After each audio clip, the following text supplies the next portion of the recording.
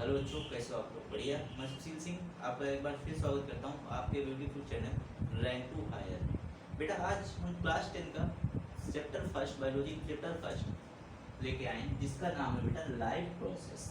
सबसे पहले बेटा जान लेते हैं हमारी लाइफ प्रोसेस क्या होती है, ठीक है, और उसके डिफिनीशन के बारे में जान लेते हैं। तो बेटा, अगर लाइफ प्रोसेस की बात करें तो इस यूनिवर्स में, मतलब इस अर्थ में बहुत सारे जानवर, बहुत सारे लिविंग ऑर्गेनिज्म हैं जो अपना क्या जीवन व्यतीत करते हैं और अपना जीवन लाइफ टाइम स्पेंड करने के लिए क्या करते हैं, अलग अलग एक्टिविटीज़ करते हैं, अलग अलग फंक्शन परफॉर्म करते हैं, जैसे खाना पीना, ठीक है, रिस्पायरेशन करना, सर्कुलेशन।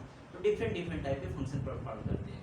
तो उसी को हम लोग क्या बोलते हैं, लाइफ प्रोसेस। अगर एक सिंपल सी डिफिनीशन में बात कर लें तो बेटा क्या होता है, all the basic functions performed by the living organism, all the basic function performed by the living organism to survive their life on the earth is called life process। मतलब जितने भी बेसिक फंक्शन लिविंग ऑर्गेनिज्म के द्वारा किए जाते हैं उनको हम लोग क्या कहते हैं, लाइफ प्रोसेस। या सिंपल से उसमें कह सकते हैं, इस अर्थ में लाइफ को मेंटेन बनाए रखने के लिए जितने बेसिक फंक्शन परफॉर्म किए जाते हैं उसको हम लोग क्या बोलते हैं बेटा, लाइफ प्रोसेस बोलते हैं। जैसे कौन कौन से हम लोग बेसिक फंक्शन परफॉर्म करते हैं, तो बेटा इस अर्थ में सबसे पहले हमको क्या जरूरत होती है, न्यूट्रिशन की। उसके बाद न्यूट्रिशन को डाइजेस्ट, ब्रेक डाउन करने, डाइजेस्ट करने के लिए क्या उसको थोड़ा तो रिस्पायरेशन भी हम लोग करते हैं, ट्रांसपीरेशन भी होता है, एक्सक्रीशन भी हम लोग करते हैं और रिप्रोडक्शन करते हैं। और इसके अलावा क्या करते हैं, ग्रोथ भी हमारी बॉडी में होती है, ठीक है, ग्रोथ होती है, सर्कुलेशन होता है, ग्रोथ हो गई, सर्कुलेशन हो गया, सर्कुलेशन हो गया। तो डिफरेंट डिफरेंट टाइप के जो फंक्शन हम लोग करते हैं अपनी लाइफ को मेंटेन बनाए रखने के लिए, उसी को हम लोग क्या बोलते हैं, लाइफ प्रोसेस बोलते हैं, ठीक है। तो लाइफ प्रोसेस की सिंपल सी डेफिनेशन है, all the basic function performed by the living organism to survive their life on the earth is called life process.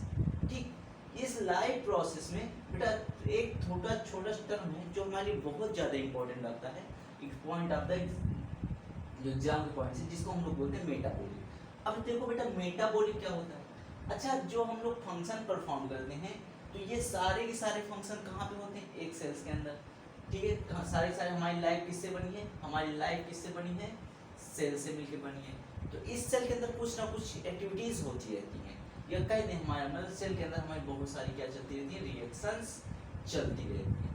तो इन सारे रिएक्शंस को, हमारे सेल के अंदर जितनी भी रिएक्शंस चलती हैं, हमारे सेल्स के अंदर, हमारे बॉडी के सेल्स के अंदर जितनी भी रिएक्शंस चलती हैं उसको हम लोग मेटाबॉलिक रिएक्शन बोलते हैं, या फिर उस प्रोसेस को हम लोग मेटाबॉलिक प्रोसेस बोलते हैं। देखो क्या लिखा हुआ, total sum of the reaction, total sum of the reaction, जितनी भी रिएक्शंस है, total sum of the reaction within the cell, within the cell, cell के अंदर जितनी भी रिएक्शंस चल रही हैं, कौन से सेल के अंदर, लिविंग ऑर्गेनिज्म सेल्स के अंदर, उसको हम लोग क्या बोलते हैं, मेटाबॉलिज्म बोलते हैं, ठीक भैया। अच्छा, ये मेटाबॉलिज्म कितने प्रोसेस में होती है, तो ये मेटाबॉलिज्म बेटा दो पाथवे में कंप्लीट होती है, ठीक है। एक का नाम होता है बेटा एनाबॉलिज्म और दूसरे का नाम होता है कैटाबॉलिज्म। एक का नाम होता है बेटा क्या, एनाबॉलिज्म, और दूसरे का नाम होता है कैटाबॉलिज्म। एनाबॉलिक प्रोसेस क्या होती है, हमेशा बेटा कभी कभी क्या होता है, हम लोग क्या करते हैं, एनर्जी को क्या करते हैं, या फिर कह सकते हैं सिंपल बात है, एनाबॉलिज्म क्या होता है, हमेशा एनर्जी यूज्ड होती है। जिस प्रोसेस में, जिस रिएक्शंस में एनर्जी यूज हो उसको हम लोग मेटाबॉलिक, एनाबॉलिक रिएक्शंस बोलते हैं। जैसे बात कर लें बेटा इस प्रोसेस में, इन दिस प्रोसेस क्या है, the energy is used and make the complex substance to complex substance from the simple substance.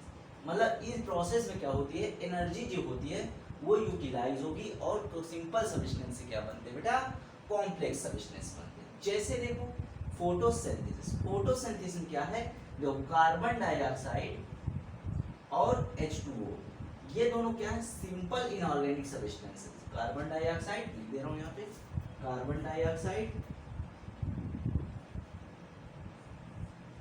Plus H2, ये दोनों क्या है, simple inorganic substance, organic substance. और ये चीज कंबाइन करके, ठीक है, ये दोनों आगे कंबाइन करके क्या बनाते हैं, C6H12O6। और ये जो बना है हमारा कैसी सब्सटेंस है, कॉम्प्लेक्स सब्सटेंस। देखा जाए तो कॉम्प्लेक्स सब्सटेंस, ठीक। तो ये हमारा कहाँ पे होता है, ये फोटोसिंथेसिस में होता है। फोटोसिंथेसिस बेटा एक बेस्ट एग्जांपल है एनाबॉलिक पाथवे का, जिसमें क्या होता है, कार्बन डाइऑक्साइड और हाइड्रोजन एटीपी का यूज करके क्या बनाते हैं, C6H12O6, ठीक है। तो हम इस क्या होगा, अब बताओ ये बनेगा तो कहीं ना कहीं C के 6 बॉन्ड इस तरह जुड़ेंगे आपस में, C6 1 2 3 4 5 6। और हमेशा बेटा कोई बॉन्ड जोड़ने के लिए एनर्जी क्या होती है, एनर्जी क्या होती है, यूज्ड होती है, ठीक। एनर्जी क्या होती है, यूज होती है। जब बॉन्ड क्या होते हैं, बनते हैं, तो एनर्जी क्या होती है, यूज होती है।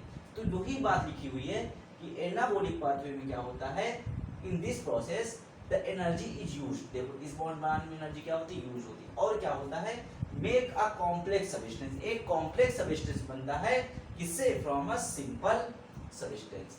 और एग्जांपल की बात करें बेटा तो हमारी फोटोसिंथेसिस से एक बेस्ट एग्जांपल है एनाबॉलिक पाथवे, ठीक भाई, समझ में आया। चलो और बढ़िया बात। उसके बाद सेकेंड जो हमारा पाथवे होता है वो होता है कैटाबॉलिक पाथवे। कैटाबॉलिक पाथवे में क्या होता है बेटा, इन दिस प्रोसेस, इस प्रोसेस में क्या होती है, the energy is released. Energy हमेशा क्या होती है, रिलीज्ड होती है।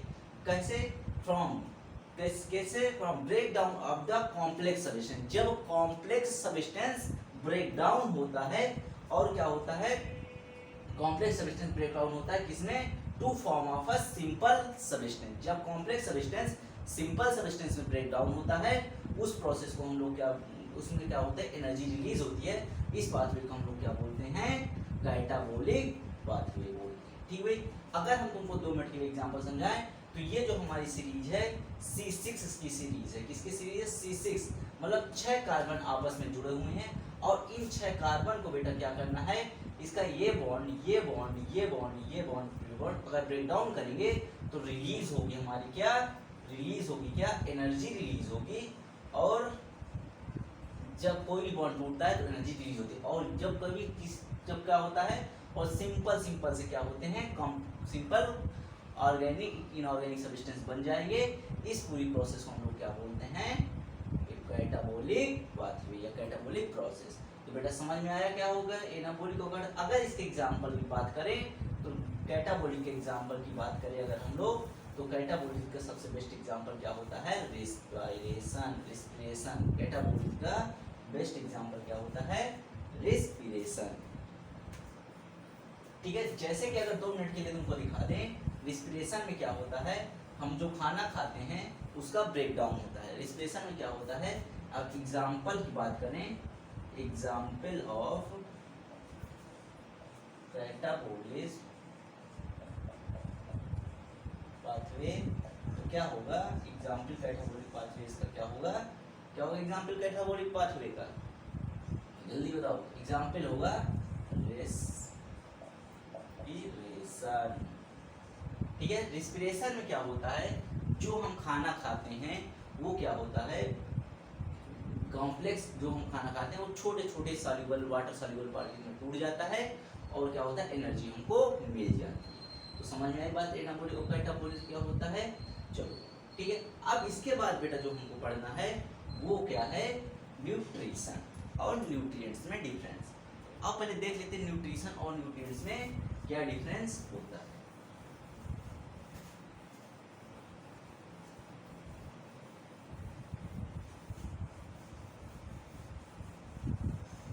ठीक है भाई,